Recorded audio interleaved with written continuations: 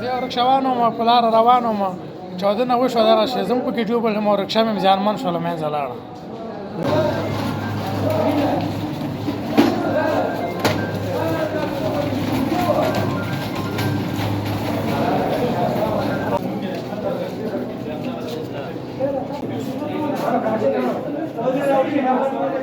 موږ بازار نه راغلو پوه شې دې خوا راتلو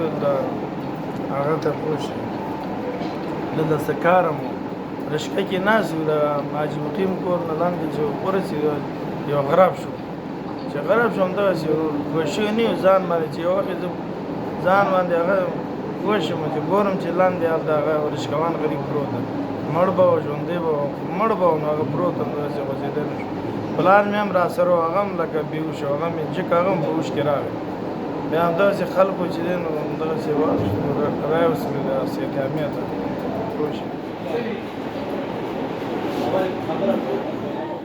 په کور کې مې کار کوم هغه سړک غاړه کې زما کور دی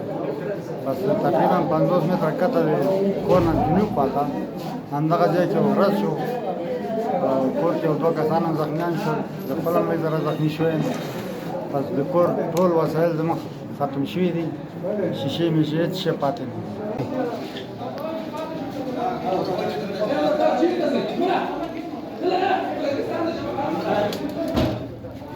په نننۍ چاودنه کې 8 کسه شهیدان لرو او 28 کسه زخمیان لرو تر اوسه زخمیان نورم کېدای شي زیات شي ځکه د مستقیم ضربې نه علاوه په غیر مستقیم ډول باندې په کورونو کې د شیشو ماتېدو او د دیوال نیم د راغورځېدو د وجې نه هم ځینې تلفات لرو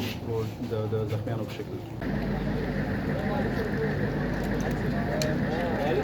دلته ما ولیکم کار کوو دا ماشومان همالته ټول واړه زاړه سیاسي ټول همالته ولیکم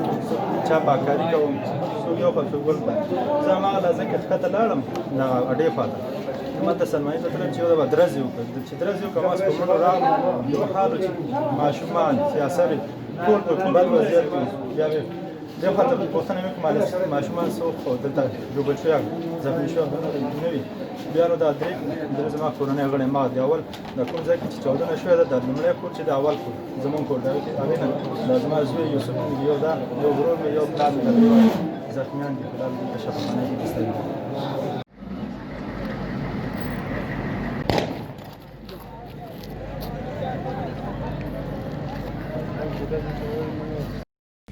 پژواک خبري اژانس د پیښو رښتینې هنداره